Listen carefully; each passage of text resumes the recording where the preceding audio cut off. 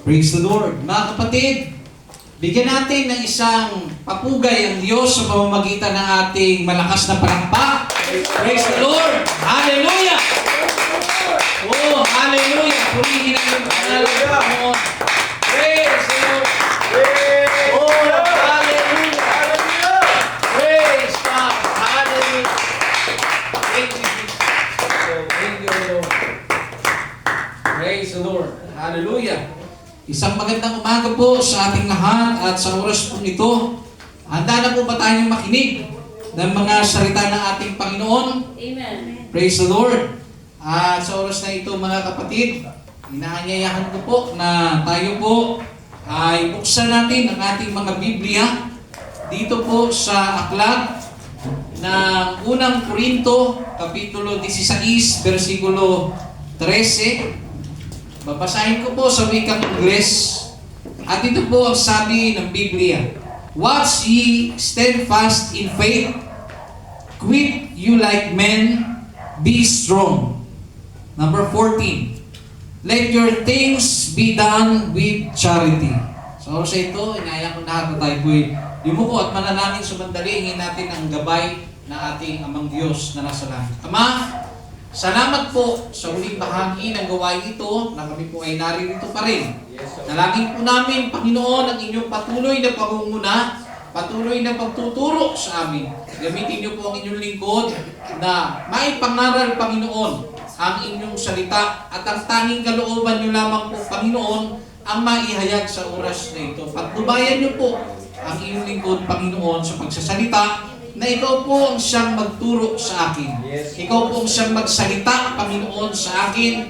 Ikaw po ang siyang magbigay ng karunungan na siya po namin pag-aaralan sa oras na ito, na siya po aming ilalagay sa aming mga puso. Ihanda niyo po kami, Panginoon, na kami po, Diyos, ay mga tuto sa araw na ito. Linisin niyo po ang aming mga puso, aming mga kaisipan, at sa ganun, Panginoon, ang mga salita niyong buhay ay manatili sa aming mga puso. Ito po aming dalangin, Ama, na may pagpapasalamat. Sumayin niyo po ang kapurihan, ang kaluwalhatian, at ang kadakilaan magpasawalang hanggan sa dakilang pangalan ng iyong anak na si Jesus.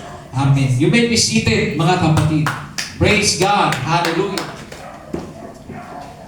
Sa oras pong ito, mga kapatid, ang paksa na ating pag-aaralan ay pinamagatang ang huling sulat bago ang pagbati.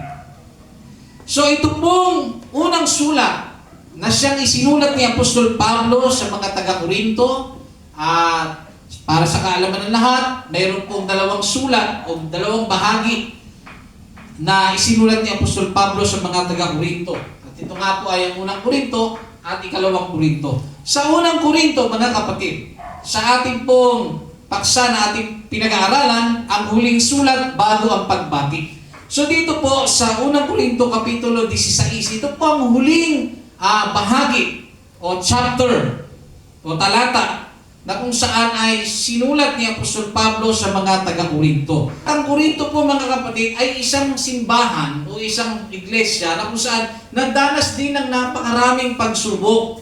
May mga suliranin din po sila, gaya ng mga tinatawag na Diyos-Diyosan. May mga suliranin din sila, may mga tanong din sila, may mga bahagi patungkol sa pag-aasawa, mayroon din mga kapatid dyan na immoralidad, no?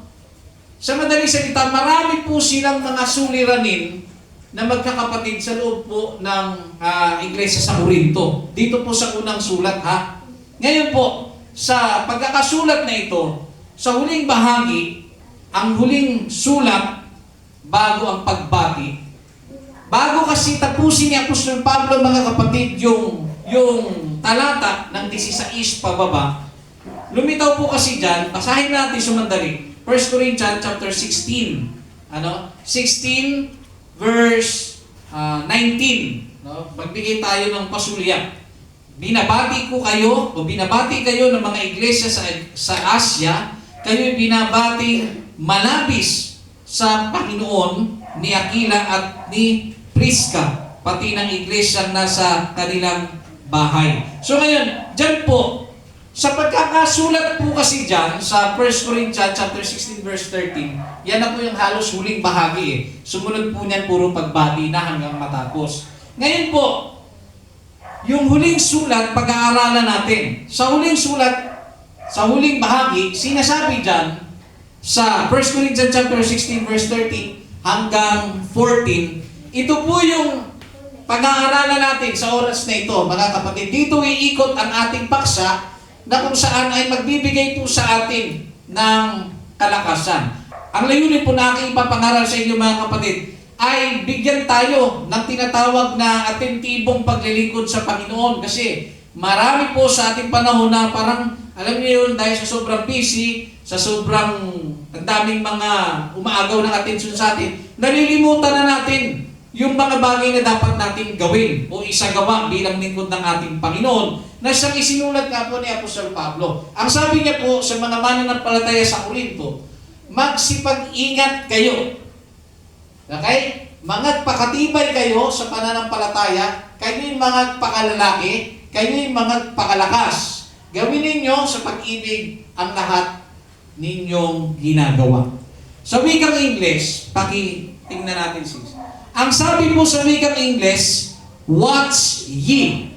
Okay? Ang ginamit po sa wikang English, mga kapatid, watch ye. Pag sinabing watch ye, sa wikang Tagalog, maging gising, magbantay, maging mapagbantay, alerto. Yan. Sa original na translation sa Griego, ginamit po ang salitang Gregorio. Madali lang, no? Pangalan ng tao, no? Gregorio. Ang ibig sabihin pala, mga kapatid, ng Gregorio, maging gising, magbantay, maging mapagbantay, alerto.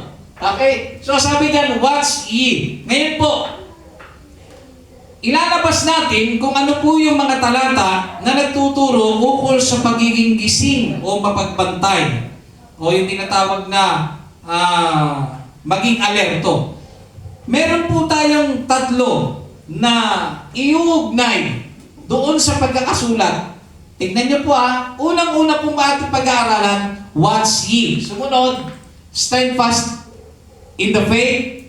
Sumunod, quit you like men. Sumunod, be strong. At uli na po yung tungkol po sa pag-ibig. Diyan po iikot ang ating paksa.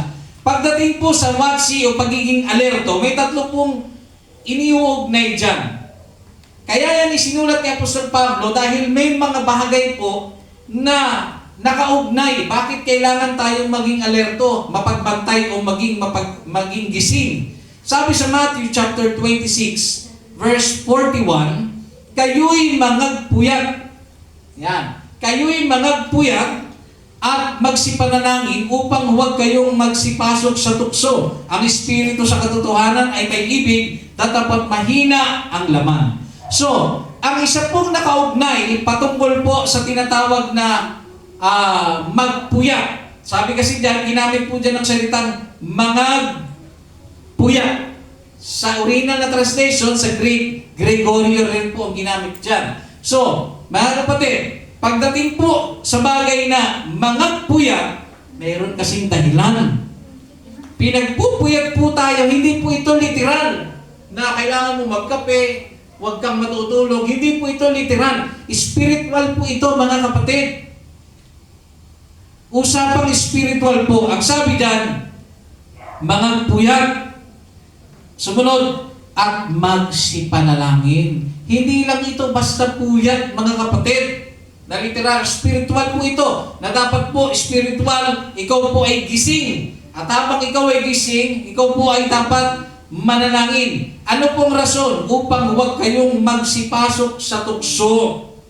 Ang Espiritu sa katotohanan ay may ibig na dapat mahina ang laman.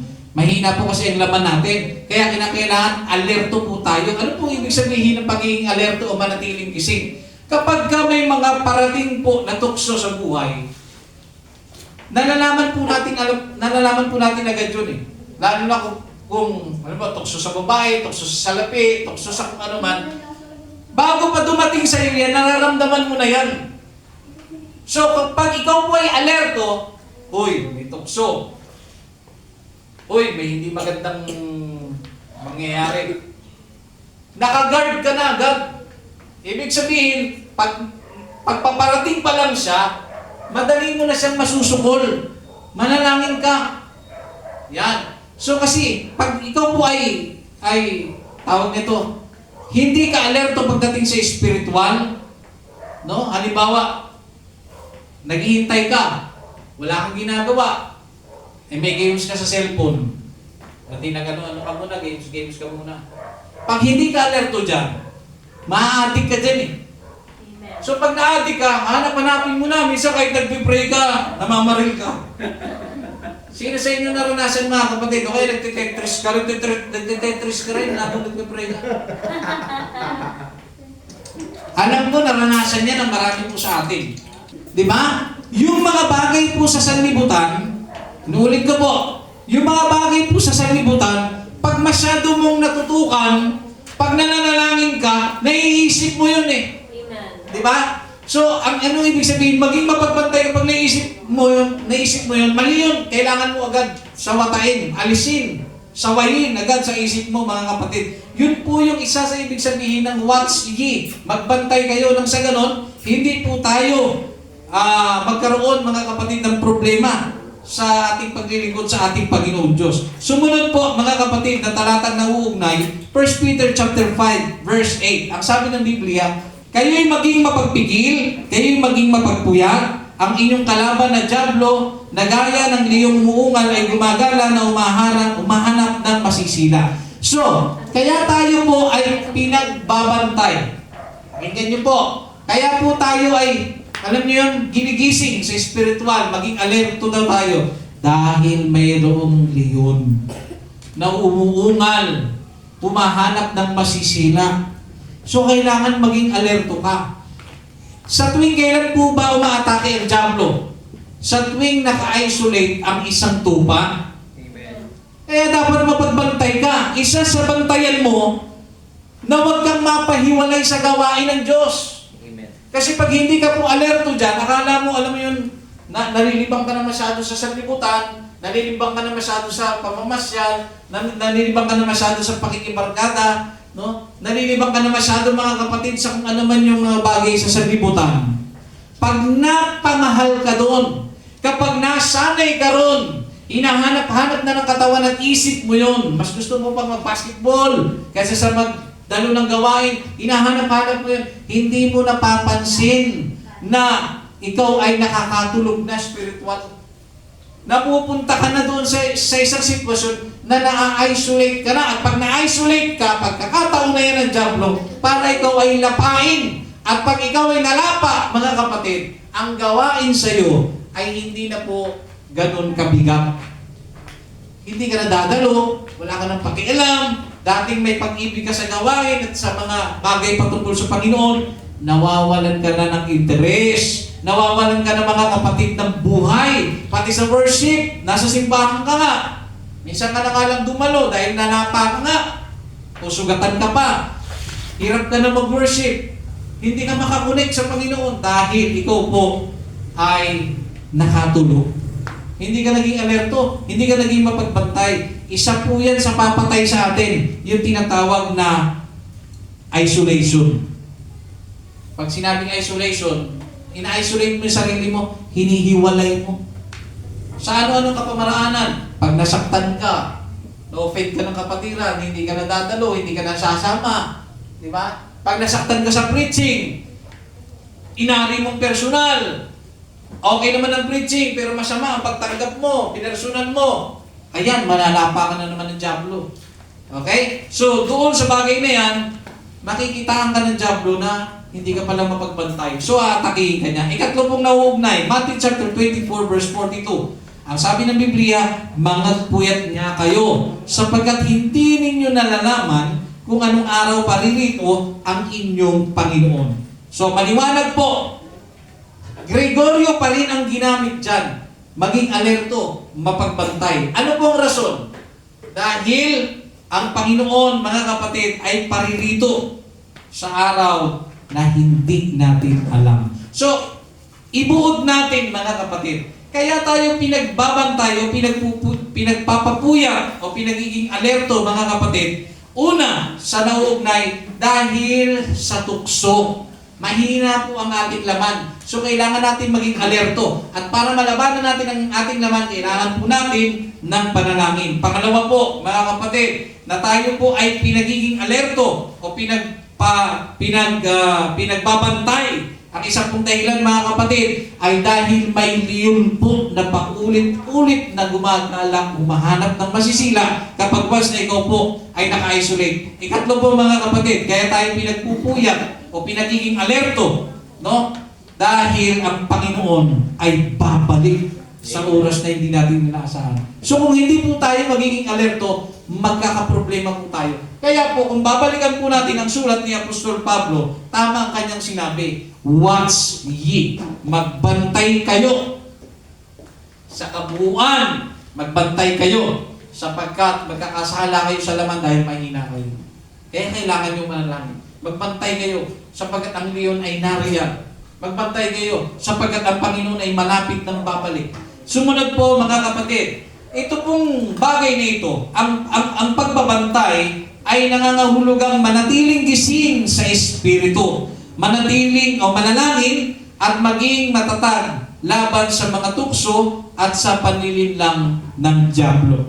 Okay? Number 2 po na ating pong pag-aaralan. Tapos na tayo sa watch ye. Sumunod po, stand fast in faith.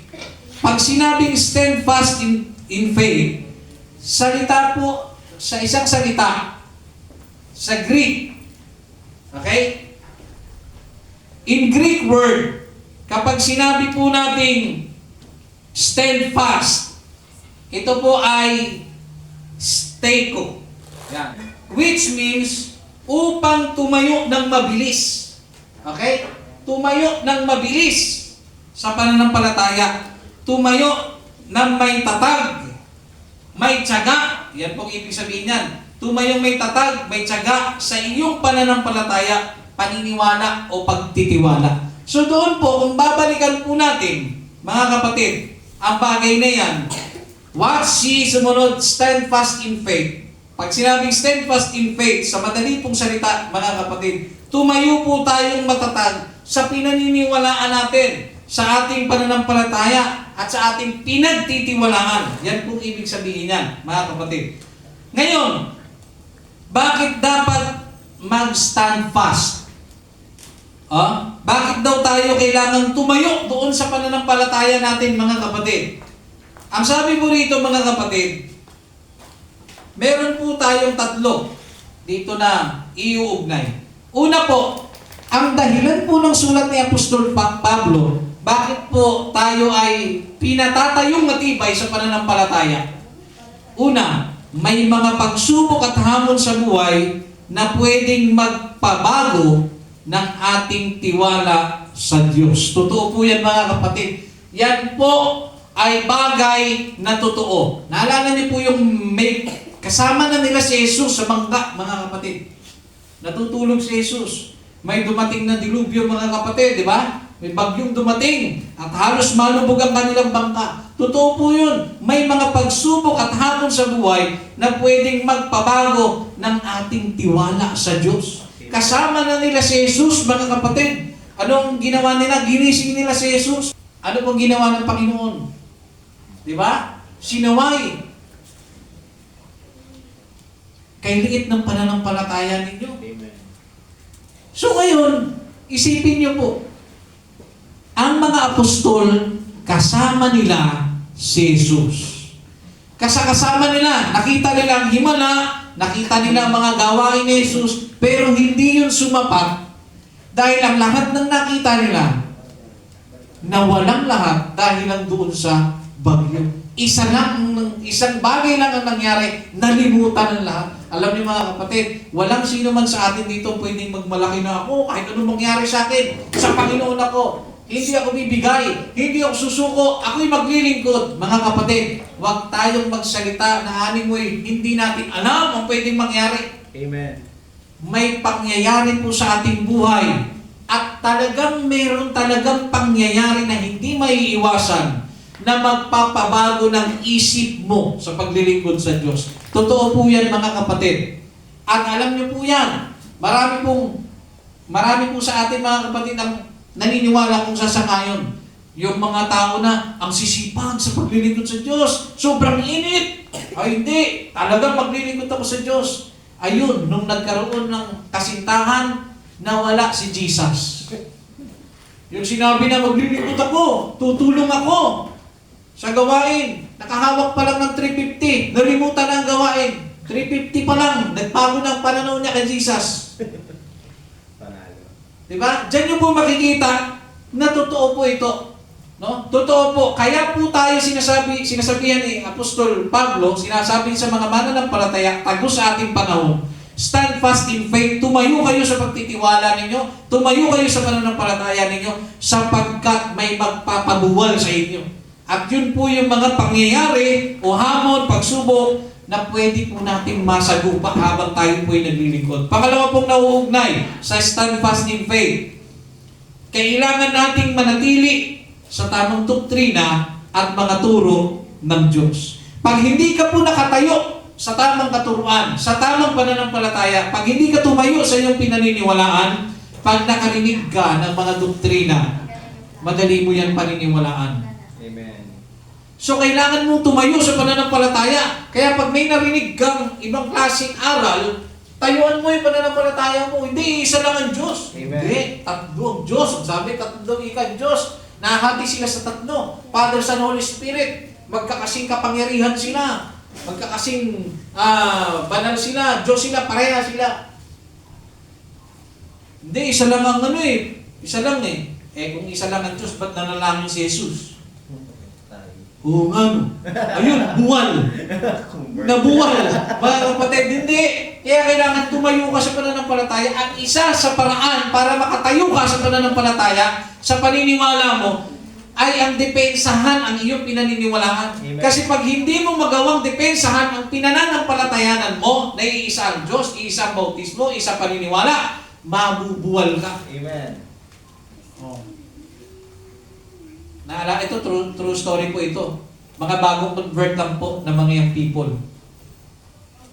Baptize sila in Jesus' name. Yung isa, naintindihan niya in Jesus' name. Yung isa, nagbasa. Nahagip niya yung Matthew 28:19. Parehas po silang mananampalataya na nabautismo sa pangalan ni Jesus. Nung nabasa niya, humayo kayo sa sanlibutan. Pangalan yung Ebanghelyo, bautismo niyo sila sa pangalan ng Ama, Anak, at ang Espiritu Santo. Nung nabasa niya, hala, mali ang bautismo. Tingnan mo, pinakita niya pa. Nung tinignan ng kasamahan niyang nabaptize, hindi nga, kasi nga yung Ama, Anak, at ang Espiritu Santo, si Jesus ang tinutukoy niyan. Ganun ba? Alam mo kung sino yun? Ako yun! Nung bago pa lang ako sa pananampalataya. Buti na lang, nandun si Brother Orly.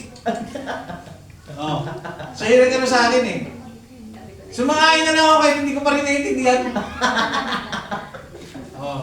Yun po, ganun po kahalaga na tumayo tayo sa pananampalataya. Oh. Kaya kung babalik tayo, bago ako mapunta rito, pag tinanggal niyo yung moment na yun, baka wala ako dito. Kung wala si Brother Orly noon, baka wala ako dito noon. Mga kapatid. So yun po, napaka-importante po na tinatayuan po natin ang ating pinaniniwalaan. At pag sinabing tinatayuan natin yan, panindigan mo yan, ipagtanggol mo yan mga kapatid. Huwag na huwag mo isusuko yan. Amen. Ikatlo po mga kapatid na mauugnay po sa stand fast in faith. Para magpatuloy tayo. Yan. So yun po. Kaya tayo pinatatayo sa pananampalataya para magpatuloy tayo sa paggawa ng mabuti at paglilingkod sa Diyos kahit sa gitna ng mga problema. Alam niyo mga kapatid, ito po ang dapat nating mapagtanto sa ating sarili. Minsan pag may problema tayo, bahala na nga kayo dyan, may problema din ako. Mali po yung ganong attitude mga kapatid eh. Pag ikaw po ay mananampalataya ni Jesus, kahit may problema ka, alam mo na ang pananampalataya mo ay sapat para ma-overcome mo ang problema mo. Amen. At kapag alam mong sapat ang pananampalataya mo para malampasan ang problema mo, hindi ka napapagod tumulong sa may mga problema rin. Amen. Open lagi ang pinto mo para bagang public attorney's office ka. No? Na meron kang hawak na kaso sa kabila, meron pang kumakatok na nagrereklamo din, humingi ng tulong mo. Lagi kang nakasupport. Amen. Yan. So, kapag ka ikaw, tandaan niyo po, ay madali kang magsalita na, may problema din ako, bahala na kayo dyan. Huwag niyong pakialaman ako, may problema ako. Mga kapatid, pagpapakita po yan na ang iyong pananampalataya masyadong maliit. Kung may problema ka mga kapatid, may problema din ako. May problema din siya. Pero ang problema dito, kahit may problema, huwag natin problemahin. May pananampalataya tayo. No? Tumayo po tayo sa pananampalataya. Amen. Kaya mga problema na yan, maaalis din yan. Amen. Alam ng Diyos ang kanyang ginagawa, mga kapatid. Sumunod po. Ang sabi rito sa huli, dapat tayong magpakatatag sa ating pananampalataya sa Diyos at sa mga pangako niya. Yun pa pala, may isa pa pala dapat tayong titignan. Kaya stand fast in faith, tumayo ka sa pananampalataya mo, paniniwala mo, tayuan mo, tindigan mo, huwag kang aalis dyan. Kasama dun sa pagtayo mo, kaya ka hindi nabubuwal dahil may mga pangako ang Diyos. Amen. Meron siyang ipinangako sa atin, buhay na walang hanggan. Nag-iisip siya ng kapayapaan para sa atin. Humingi ka, ikaw ay bibigyan. Humanap ka at ikay makakasumpong. Kumatok ka at ang pinto'y pagbubuksan para sa iyo. Kung tatawag ka sa akin, Jeremiah chapter 33 verse 3, kung tatawag ka sa akin, tutugunin kita at ipapahayag ko sa iyo mga bagay na may hiwaga na hindi mo nauunawaan o mahirap maunawaan. Ang daming pangako ng Diyos na dapat nating tindigan, dapat nating tayuan, mga kapatid. Kaya wag po tayong susuko, wag tayong magpapabuwal sa mga pagsubok at problema. Ikatlo po, mga kapatid, kung ating babalikan muli, once ye stand fast in faith, ikatlo po, quit you like a man. Pag sinabing quit you like a man, hindi po ito yung aatras ka. Hindi po yun. Hindi po yung quit na tinutukoy na yun. Pag sinabing quit you like a man or act like a man, ibig sabihin, magpakalalaki ka. Umakto ka bilang lalaki. Okay? In Greek word, ito po ay andrizomai. Hintik na mag-siomai. Andrizomai. Okay? Andrizomai. Definition po nito sa wikang Tagalog, upang kumilos tulad ng isang tao. Yun. Kumilos daw ng tulad ng isang tao. Kaya pala sinasabi, di ba, mapansin niyo, yung mga bata na inaasar-asar, magpakalalaki ka nga. Ang pinupunto pala ng salitang magpakalalaki ka, kumilos ka ng tao. Kumilos ka ng, kumbaga, tao ka. Hindi ka lang nahayop eh. Kaya magpakalalaki ka, magpakatibay ka. Okay? So yun po yun mga kapatid. Kumilos tulad ng isang tao. Di ba? Ngayon po, bakit kailangan natin mga pakalalaki? So may mga tanong po dito. Una, bakit kailangan natin mga pakalalaki? At saan dapat mga pakalalaki tayo?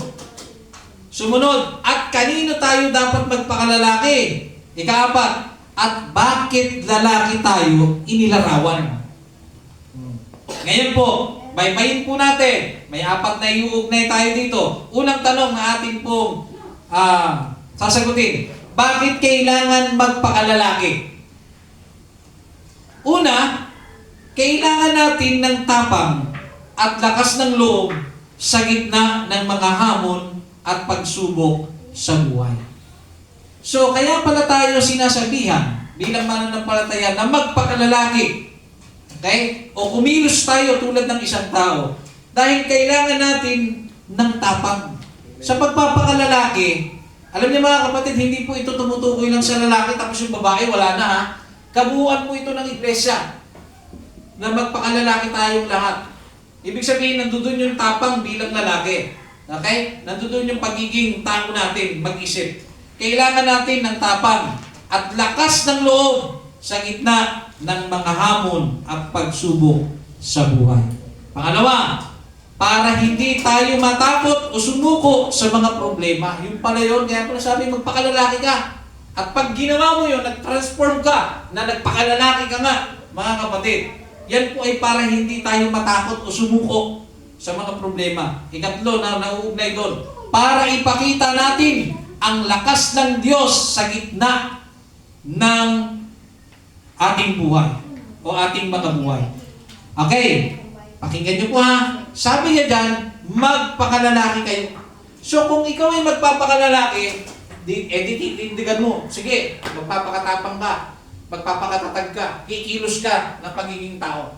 Ang pinupoint pala doon, hindi mo siya gagawin dahil may gusto kang patunayan. Amen. Hindi katulad ng wala, bakla ka pala eh. Magpakalalaki ka, lalaki ako. Bakit siya gumanon? Para yun sa sarili niya. Amen. Kumilos siya ng ganon para hindi siya maasar o asarin o kung ano man ang sabihin sa kanya ng tao. Kaya siya nag-transform ng magpapakalalaki ako. Hindi. Dito pala sa bagay na ito na tinuturo ni Apostol Pablo. Kaya pala tayo sinasabihan, magpakalalaki tayo. Ibig sabihin, magpakatapang tayo. Hindi para sa sarili natin. Kundi, yung pagpapakatapang natin, ginagawa natin yan para sa Panginoon. Okay? Naunawaan po ba natin mga kapatid? Ang sabi dyan, ipakita natin ang lakas ng Diyos sa ating mga buhay. Amen. Kaya sabi mga kapatid, di ba? Magagawa ko ang lahat ng bagay kay Kristo na nagpapalakas sa akin. I can do all things through Christ. Sabi ganun mga kapatid. Amen. So ibig sabihin, kaya ka nagpapakatapang, hindi dahil sa tinatakpan mo yung, pinagtatakpan mo yung takot mo, kundi nagpapakatapang ka dahil inilalabas mo yung kapangyarihan ng Diyos na makita ng tao sa buhay mo. Naunawa natin mga kapatid? Naunawa natin? So, ganun po yung pagpapakatapang. Ilalabas natin ang kapangyarihan ng Diyos. Ibig bagang sabihin, ipapakita natin sa kanila na ang Diyos ay may kakayanan gumawa sa buhay natin. Kahit sabihin mong mahina lang tayo. Naunawa natin mga kapatid? Amen. Ngayon, sumunod na tanong. Una, nasagot natin ang tanong, bakit kailangan magpakalalaki? Sumunod, saan dapat magpakalalaki? Saan tayo dapat magpakalalaki o magpakatapang? Sabi rito, sa pananampalataya. Doon tayo dapat magpakatapang. Dapat tayong maging matatag at matapang sa ating pananampalataya. Yan po una. Pangalawa, sa paggawa ng mabuti. So, dapat pala tayong maging magpakalalaki sa paggawa ng mabuti. Dapat tayong magpatuloy sa paggawa ng tama at mabuti. Tandaan niyo po tama at mabuti. Hindi niyo pwede pagkahiwalayin yan mga kapatid. Pag masama ang loob po natin, diba, minsan, pag hindi maganda nangyayari sa buhay natin, minsan laging dinadamay natin ng Diyos. Amen. Hindi tayo nakakapag-isip ng tama at mabuti. Amen. Tama po ba na kapag mayroong nangyayari hindi maganda sa atin, idadamay natin ang Panginoon? No. Pati paglilingkod natin, hindi yun tama. Mali yun mga kapatid. At tandaan po natin mga kapatid, na hindi kailanman magiging tama ang desisyon na mali. Amen. Okay? So ngayon po, sa ating pong pagpapatuloy, yung paggawa ng mabuti, huwag kalilimutan. Sa pagpapakalalaki, kailangan natin gumawa ng mabuti. Amen. Lagi po yan mga kapatid, hindi sa panahong gusto mo lang, hindi sa panahong kaya mo lang, hindi sa panahong, alam mo yun, kaya-kaya ko yan eh. Kaya ka gagawa. E paano pag hindi mo na kaya? Hindi ka nagagawa. So mali po yun mga kapatid. Sumunod po, na nakaugnay rito, kung bakit saan dapat magpakalalaki. Sa paggawa ng mabuti, dapat tayong magpatuloy sa paggawa ng tama at mabuti. Ikatlo po, sa gitna ng mga pagsubok. Yun, magpakalalaki tayo. Sa gitna ng mga pagsubok, dapat tayong magpakalalaki sa mga oras ng hirap. Pag mahirap, dapat alam mo na, nasa mahirap akong sitwasyon. So, kung ako ay nasa mahirap na sitwasyon, ano ba sabi ni Apostol Pablo? Magpakalalaki. Kung mahirap ang sitwasyon, huwag mong aatrasan, huwag mong tatalikuran, huwag mong pababayaan. Magpatuloy ka, kapatid.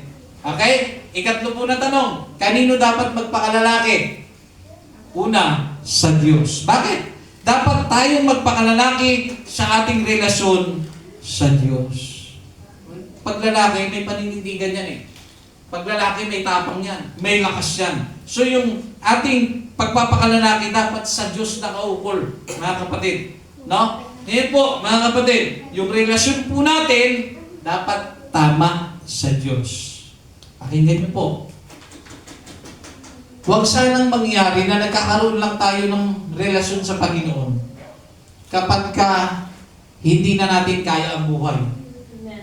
Alam mo yun yung tipong, nung panahon na ang lakas-lakas mo, panahon na libre ka sa oras, walang Panginoon kang kinilala. Nung nagkasakit ka, tapos mamamatay ka pa, mabubuhay ka sana, kaso mahirap ka. Kailangan mong magpa-transplant o kailangan mong magpa-chemo, gasos-gasos niya. So ngayon, dahil wala ka nang magawa, nandudong ka na sa dead end ng buhay mo, tsaka mo lang maaalala ang Panginoon. Tsaka lang magkakaroon ng relasyon sa Diyos. Mali, mga kapatid. Amen. Dapat, wag na nating antayin na nasa alanganing estado tayo ng ating buhay bago natin aayusin ang relasyon natin sa Diyos. Amen. Ayusin na natin ngayon, mga kapatid. Nang sa ganon, hindi po tayo magkaroon ng problema pagdating po ng araw. Okay? Susunod po, mga kapatid, na kanino dapat tayo magpakalalaki? Una sa Diyos, pangalawa, sa mga tao sa kapaligiran natin. Dapat makita ng tao, ng kapatid mo sa pananampalataya, nagpapakalalaki ka. Hindi yung nagpipreach ka na magpakatapang tayo, tapos hindi ka mautusan sa dilim. Di ba? Magpakatapang tayo, kasama natin ang Diyos. Talagang nga ganun po eh. Panalo. Nagtatago sa katapangan eh. Pagdating sa dilim eh, hindi mo mautusan eh. Di ba? Di samahan mo nga, brother, natatakot ka nung hindi, wala ka sa flashlight, di ba yung cellphone ka? Nagpalusot pa talaga, mga kapatid. So ano po punto? Ang pagpapakatapang natin o ang pagpapakalalaki natin una sa Diyos, pangalawa, sa tao. Makita dapat yun sa buhay natin para ipakita natin ang pag-ibig at lakas ng Diyos sa iba. Yan. So, ikaapat po na tanong. Ito, ang huling tanong. Bakit sa lalaki tayo iniuugnay? Hindi sa babae? Napansin nyo? Sabi, watch ye, stand fast in faith. At ang sabi doon, magpakalalaki tayo. No? Sabi din mga kapatid, quit your like men. Bakit magpakalalaki? Hindi sinabi, magpakababae kayo. Amen. Hindi niya sinabi. Alam niyo kung bakit? Unang-una, hindi po sa discriminate. Alam po natin, sa unang panahon, nagkasala po ang tao dahil kay babae. Pumasok, gumentra ang dyablo, babae ang tinukso, kasi alam ng dyablo eh. Hindi niyo ba napagtakahan? Hindi sila magkasama doon sa panahon ng Genesis, hindi sila magkasama sa isang panahon na yun. Pwede naman niya puntahin yung lalaki eh. Pero bakit hindi yung lalaki? Oh. Bakit hindi lalaki? Ang tinukso ng dyablo. Mas mahina po. Mahina kasi yung babae. Pangalawa mga kapatid, ayon pa rin sa talatang ito, sabi dyan mga kapatid, quit you like a man. Itinutulak ni Apostol Pablo, kasi ang lalaki kasi may paninindigan. Ang lalaki po may tapang. Ang lalaki po may desisyon. Pag nakapakinig yan sa Panginoon, yun, tiyak yun. Tatayuan niya yun. Kaso ang kahinangan ng lalaki, babae. Amen. Ang dami pong Bible character sa Biblia na nahulog dahil sa babae. Si Goliath tuloy. Si Samson. David. No? Si David, nahulog sila sa babae. Bakit po? Dahil yun po kahinaan ng lalaki. Ginamit ng dyablo kahinaan ng lalaki. Babae. Sa babae dumaan. Kaya, doon natin makita, hindi niya sinasabi dyan na magpakababae kayo. O magbinading kayo. Hindi kayo, magpakabading kayo. Kasi yung bading, mga kapatid, dual yun eh. Pwedeng lalaki, pwedeng babae, at sa bante. Ganon din naman ang tomboy. Pero hindi ko ito sinasabi para, alam niyo yun, pagkatuwaan natin ang LGBT. Hindi po. Nagbibigay lang po mga kapatid ng halimbawa. So, ngayon po, sa ating pong pagpapatuloy, no? Bakit sa lalaki inilarawan? Una, babalikan natin ha, bakit sa lalaki? Sa kulturang Greece o Greek na lahi, at sa maraming kultura noon, ang lalaki ay inaasahang maging matatag, matapang at leader. Yan. So kung babalikan pala natin yung ugat niyan, doon pala sa Greece, sa lugar ng Greece, mga Grecian na tao o Greek. Ito pala, ang pagpapakalalaki pala ay nagsisimbolo ng pagiging matatag, matapang at pagiging leader. Kung gagamitin natin yung sinaunang pamamaraan, pag sinabing magpakalalaki ka, magpakalider ka. Nakuha ninyo? Magpakatapang ka, magpakatatag ka. Yun po yun mga kapatid. So, kaya, ang pagpapakalalaki ay tumutukoy sa pagiging matatag, matapang, at may lakas ng loob. Mga katangian na dapat natin ipakita bilang Kristiyano. Tandaan niyo po, dapat ipakita. Hindi po sinasabi mga kapatid dyan na optional mong ipakita. Amen. Kundi dapat mong ipakita bilang Kristiyano. Ang ano po yun? Pagiging matapang, matatag, no? Pagiging leader. So sa last part, mga kapatid, dito na tayo sa last part. Balikan po natin ang 1 Corinthians chapter 16, verse 13 hanggang 14. Dadako po tayo sa last part. Okay. Dito natin na pag-aralan, watsi, pag sinabing watsi, ano po?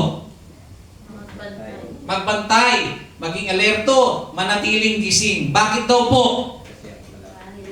Dahil may mga mahina ang laman. So para malabanan natin, mapatunayang alerto tayo at nagbabantay, ano po dapat ginagawa? Manalangin po tayo. Tapos, bakit tayo pinagbabantay? Bakit kailangan maging alerto? Dahil ang leon ay nandiyan dyan. Gumagala, umahanap ng masisila. At para hindi ka masila, huwag kang magpa-isolate. Amen. O huwag kang magpatihuli-huli. Alam niyo, nag-fellowship na, nagdudong pa sa tabi, tahimik ka, buti pa sila masaya. Di ba? Tapos minsan, no, tara, ano tayo, magpe-fellowship tayo sa labas, kakain tayo sa labas. Hindi, nilakad ako. Pero may tinatawag ako. Pagka ganun ka, ma-isolate ka kapatid. So, kailangan mo maging alerto. Dapat pag ganun, sige, kain na lang. Ayun nga pala, malala pa ako. Diba? Dapat nire-revive mo sarili mo. Malala pa ako ng Diablo. Sasama ako. Kahit masama loob niya, okay na rin yun. Kasi sa lumayo ka pa. Diba? Magkakaproblema ka.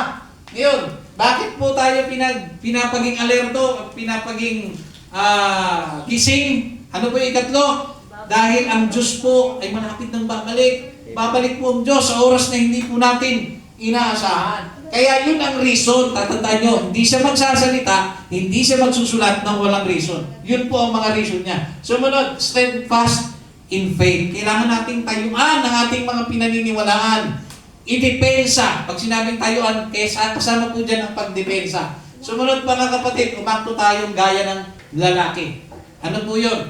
Palabasin natin sa atin na may magagawa ang Diyos sa buhay natin. Hindi po tayo. Okay? Sumunod po mga kapatid. Be strong.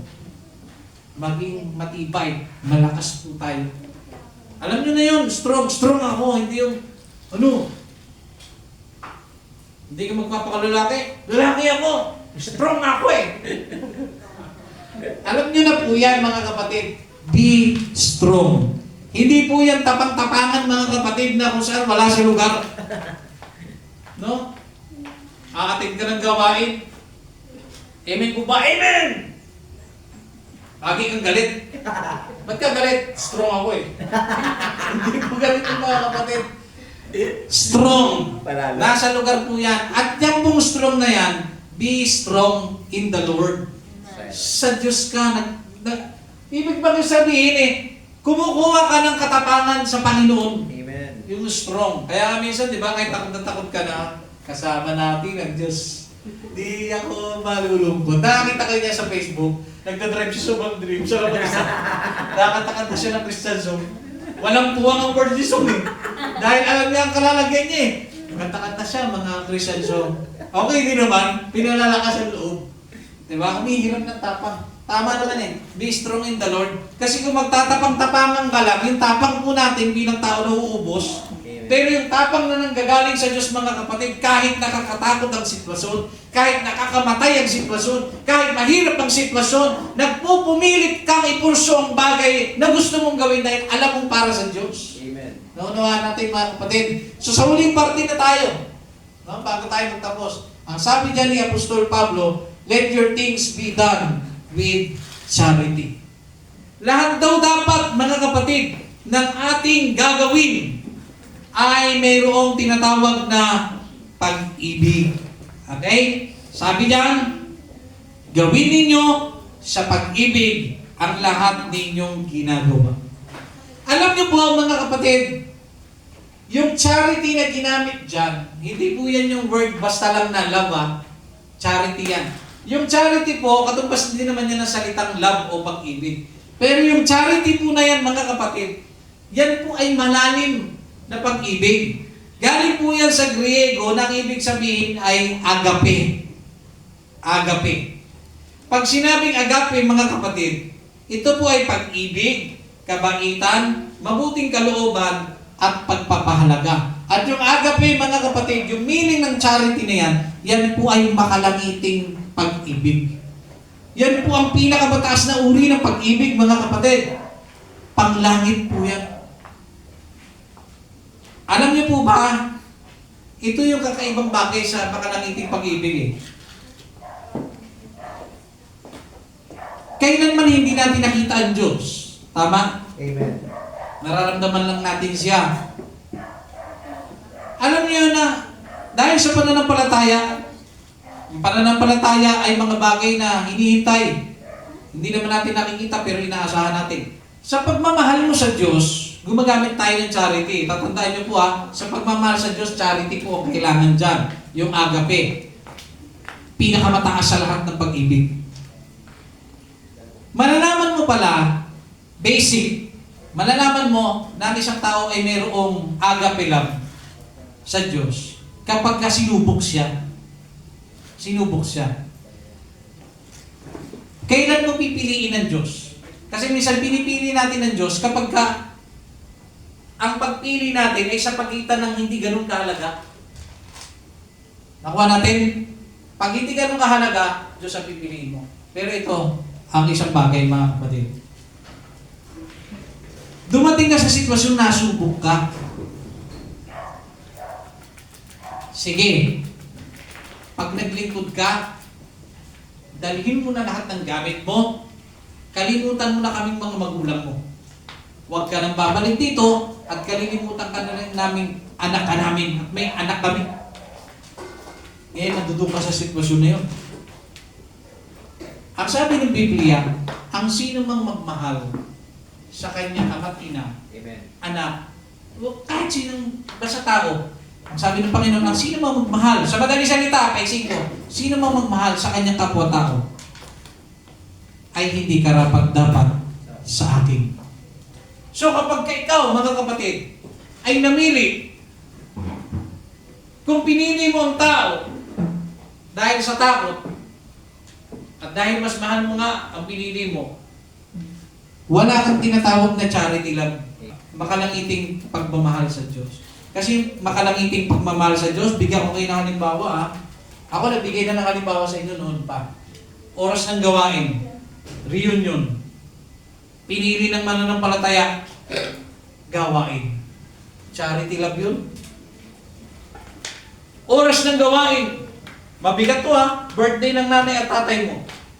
Anak mo. Tumama doon. Pinili mo ngayon. Hindi ka napatunayan.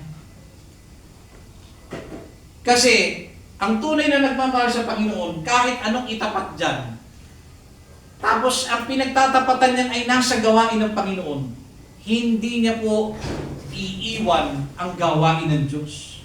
Yun po ang may charity lang. Ito malala. Fiesta. Panginoon. Fiesta. Ano ba? Fiesta ng Maragondon. Halimbawa lang. Eh nataon, may gawain tayo. Eh nandoon mga kababata mo, lahat nandoon. Panalo. Tapos narinig mo pa, magbibigay yung isang kababata natin. Galing sa Europe, bibigyan daw tayo tag, ito lang naman, tag 5,000. Sana all ba? Maintindihan naman siguro ng Diyos yun, tsaka 5,000 rin yun. Pumunta ka doon, wala kang charity ka, pinagpalit mo ang Diyos dahil sa 5,000. Anumang bagay, kapag ikaw ay mamimili at tumatama sa gawain ng Diyos at pinipili mo yung may katapusan. Lahat ng may katapusan, pinipili mo. May expiration, nasisira, nawawala, nauubos. Pinipili mo yan, wala kang charity lang. At wag naman sana mangyari na pinipili mo ang Diyos kasi napilitan ka lang din. Halimbawa, kasama mo kapatiran mo. Napadaan kayo sa iskinita, nakasalubong mo kababata mo, sa linggo, punta ka ha. Ganun. Tsaka may regalo din ako sa inyo. Eh, kasama mo kapatiran mo, matitisod eh, pag nagkamali ka na sagot eh. Oh. Ano sasabihin mo? Hindi, may gawain kami. Hindi kayo magpapalit ng Diyos. Hindi kayo magpapalit ng Diyos. Siyempre, yung kasama mo, nabaguhan sa pananampalataya, namangha sa'yo. Ang galing talaga. Talagang binago siya ng Diyos. Pero yung bula, sayang, dapat di ko ito sinama eh. Di ba? Ano pong mangyayari mga kapatid? Nag-worship ka, iniisip mo yung 5,000. Sayang. Dapat hindi ko sinama. Grabe no? Nag-iisip ka. Nag-preach yung pastor mo. Tungkol sa kaligtasan, 5,000 iniisip mo. Kanya, may pagkain pa doon. Tapos, meditation na. Ano na? Altar call na. Panginoon. Yung pala, hindi pala siya umiyak sa worship. Umiyak sa 5,000 na sa akin. Kapatid. Kaya nga sabi, gawin natin ang lahat ng bagay nang merong pag-ibig. Kaya nga mga kapatid, gaya nito, sa simbahan, ba, maglilinis tayo. Alam niyo yun, naglilinis ka, malalaman mo kasi pag walang pag-ibig eh. Yung pinaspasan, tapos yung wasiwas ng alikabok, may linya pa. Pinaspasan, nakamalis ka na, Del. Opo, nakamalis na ako. Pagpasok ng pastor, ay, naku, walang pag-ibig. Kasi makikita mo kasi pag may pag-ibig ang ginagawa natin eh. Kaya nga mga kapatid, hindi niya sinabi, gawin niyo ang lahat sa Panginoon. Hindi basta ganun eh. Gawin niyo ang lahat sa pamamagitan ng pag-ibig. Lahat ng ginagawa natin, lagyan natin ng pag-ibig. Di ba nga, pagka ikaw ay na-in love, di ba? May pera ka, bibili ka yung pinakamagandang papel. Di ba? Susulatan mo, tapos yung mo, may mga glitters pa. Lagi mo pa ng mga kung ano-anong mga flavorings. Di ba? May i-spray mo pa ng sa sobrang ganda ng sulat mo, nalimutan mo na, natutunaw pala yun pag nabasa, in-sprayan mo ngayon ng pabango, medyo natunaw. Nagawa pa rin ng paraan sa likod at the back. Sabi, luha ko yan habang sumusulat ako. Bakit? Wala lang pambiling extra na na papel eh. Ginawa na lang ng paraan eh. Sa sunod pagmamahal ko, naluluwa ako. Hindi niya alam, spray ng ng pabango. Ginawa pa rin ng paraan na kasi numalingan. Mga kapatid. So, doon nga nagagawa natin ng paraan eh. Di ba? Ng pag-ibig. Di ba? So, sa mga bagay nga na natatapos, kumukupas, nawawala, nagagawan po natin ng the best, sa atin pa kayang Panginoon. Kaya nga, lahat po ng dapat ginagawa natin, may pag-ibig eh. Gaya nito, next week po, ang ating pong last service na po ba? Last na eh, di ba? Last na. Yun po ay year-end Thanksgiving natin. So kapag tayo po ay maghahandog sa Panginoon, dapat the best, may pag-ibig. Amen. Hindi nyo napipilitan. Iwasan nyo pong makaramdam ng panghihinayang sa binibigay nyo. Amen. Napipilitan, no? Alam nyo yun? May hindi ka magandang impresyon, iwasan nyo po. Sa madaling salita, madali naman intindihin ang sulat ni Apostol Pablo, mga kapatid eh. Let all your things be done with charity. Kaya nga mga kapatid, pag may gagawin ka, minsan Pag hindi ka maintindihan, bakit ganyan? Napakagano'n. Lalo na, bawa yan, gagawa ka pulpit mo. Pwede naman yung nakatayo lang, nakapatong yung Bible, okay na yun. Hindi po ganun yun. Minsan pagka wala kang alam sa pag-ibig sa Panginoon, bakit ganun? Kailangan pang gastusan. Pwede naman yan, 500 lang. Di ba? Nagreklamo, hindi naman sa kanya pambili. Di ba? So, tandaan niyo po, mga kapatid, inuulit ko po sa inyo, mga kapatid, gawin po natin ang may pag-ibig ang lahat ng ating ginagawa. Okay? So, conclusion, mga kapatid. Ulitin natin. Conclusion. Magbantay po tayo. Tumayo tayo sa pananampalataya. Depensahan natin. Magpakalalaki po tayo. Magpakalakas po tayo sa Panginoon. At sa lahat ng mga bagay na yan, tandaan niyo po ha, mga kapatid, magbantay kayo ng may pag-ibig. Tumayo kayo sa pananampalataya ng may pag-ibig. Magpakalalaki kayo ng may pag-ibig. Paano ginagawa nyo? Magpakalakas kayo sa Panginoon ng mayroong pag-ibig. Lahat ng gagawin po natin, dapat may pag-ibig. Ano po ba pag-ibig? For the last, ang sabi po, mga kapatid, sige sister, for the last, ano po ba ang pag-ibig? 1 Corinthians chapter 13, verse 1 hanggang 7. Okay.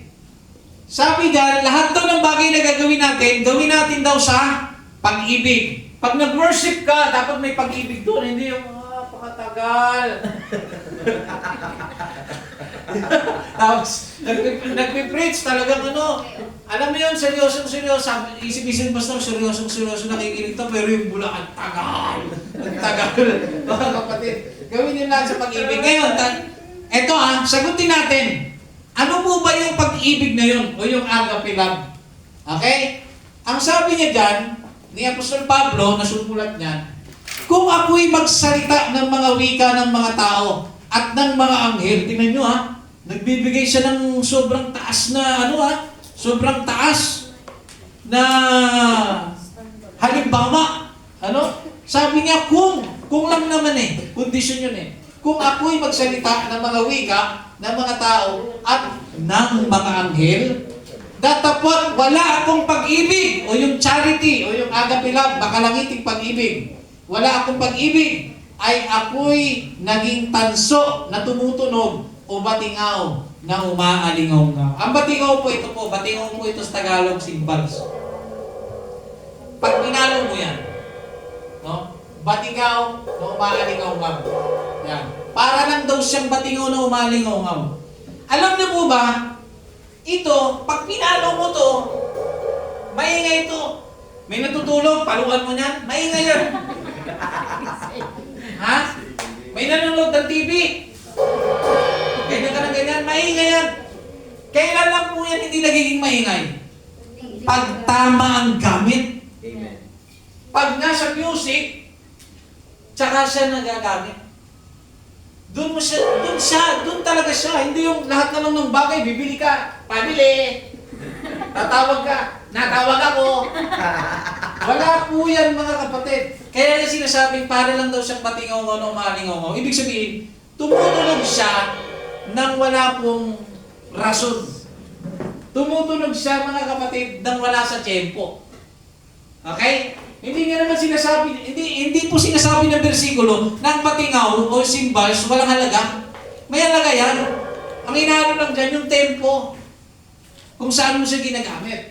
Ngayon, para lang daw siya patingaw ng umalingaw-ngaw. Number 2, mga kapatid, pakinggan natin. At kung magkaroon ako ng kaloob na panguhula at maalaman ko ang lahat ng mga hiwaga at ang lahat ng mga kaalaman, at kung magkaroon ako ng buong pananampalataya na mapalipat ko ang mga bundok, datapot wala akong pag-ibig, ay wala akong kabuluhan. Okay? Number 3. At kung ipagkaloob ko ang lahat ng aking tinatangkilik, lahat ng meron siya, ari-arian, upang ipakain sa mga dukha, at kung ibigay ko ang aking katawan upang sunugin, datapot wala akong pag-ibig, ay walang pakikinabangin sa akin. Ibig bagang sabihin, kung meron man siyang mga bagay na yaman para ipakain sa mga tao, sa mga mahihirap, kung ibigay pa niya, plus pa, halimbawa, nagbigay na siya para may makain. Additional pa yung kanyang katawan para sunugin. Kumbaga, ihandog pa yung kanyang sarili. Alam niyo yun, binigay mo na yung bagay na meron ka, ibibigay mo pa yung kahuli-hulihan mo. Ano yun? Yung sarili mo. Para ano? Para sunugin. Datapat kung wala ang pag-ibig, walang pakikinabangin sa akin. Wala rin palang silbi yun. Okay? Sumunod, number 4. Ang pag-ibig ay mapagpahinood at magandang loob. Ang pag-ibig ay hindi nananaghili. Ang pag-ibig ay hindi nagmamapuri. Hindi mapagpalalo. Hindi nag-uugaling mahalay. Hindi hinahanap ang kanyang sarili. Alam niyo mga kapatid, hindi daw po hinahanap yung kanyang sarili. Alam niyo po, dito po minsan, hindi natin napapansin yan eh. Yung pag-ibig daw, hindi hinahanap ang kanyang sarili. Ibig baga sabihin, sa lahat ng bagay, hinahanap niya yung sarili niya. Halimbawa, punto, ganito, bigyan ko yung halimbawa, ambagan. So, ambagan tayo.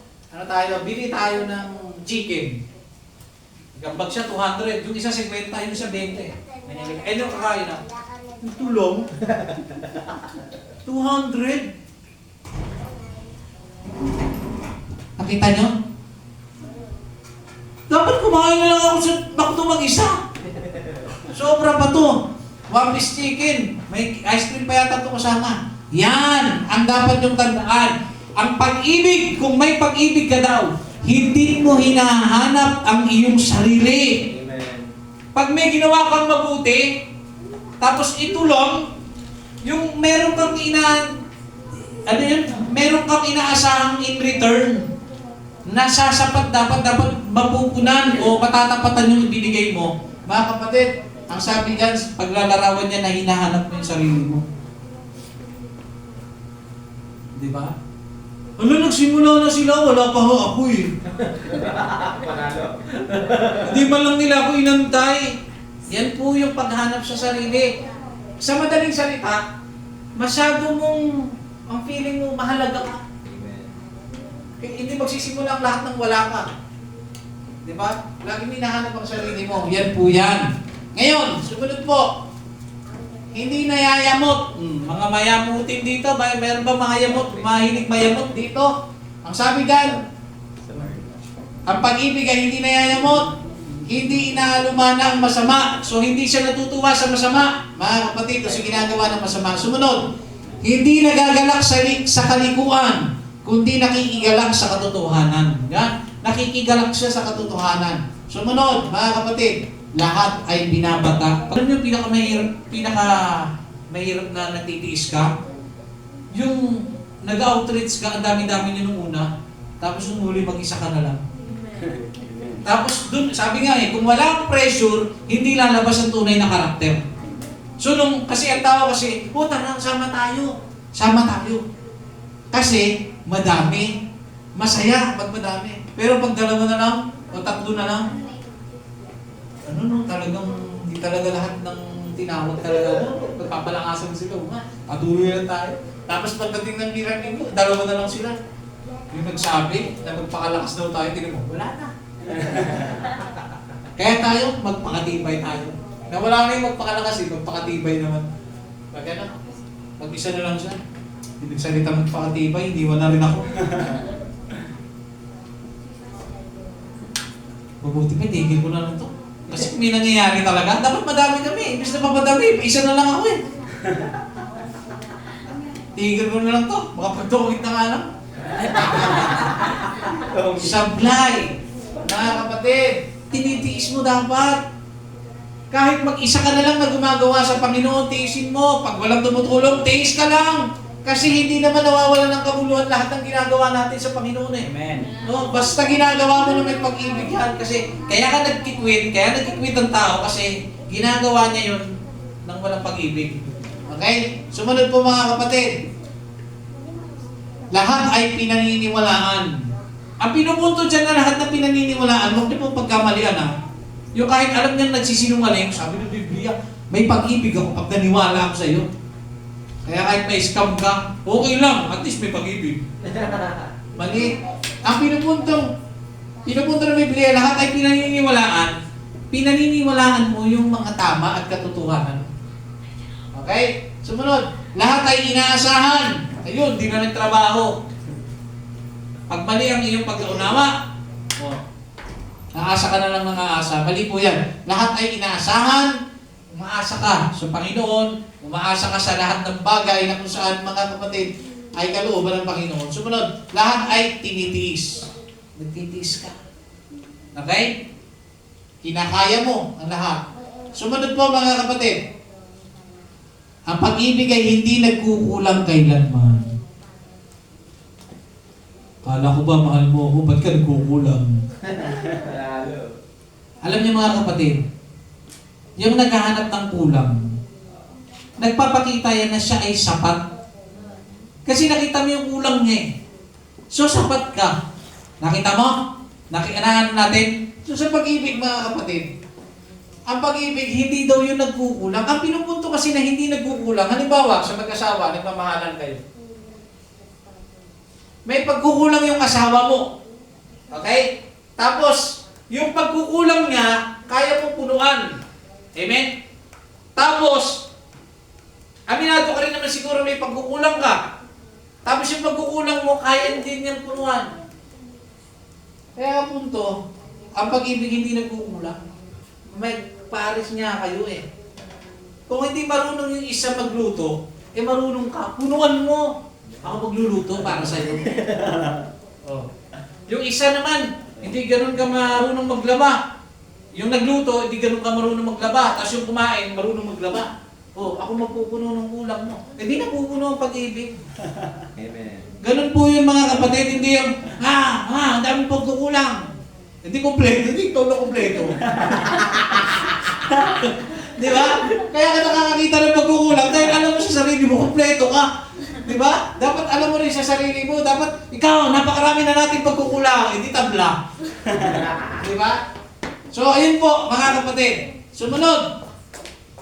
Kahit maging mga hula ay mga tatapos, maging mga wika ay titigil, maging kaalaman ay mawawala. So ang pag-ibig mga kapatid sa huling bahagi, sinabi, hindi po nagkukulang.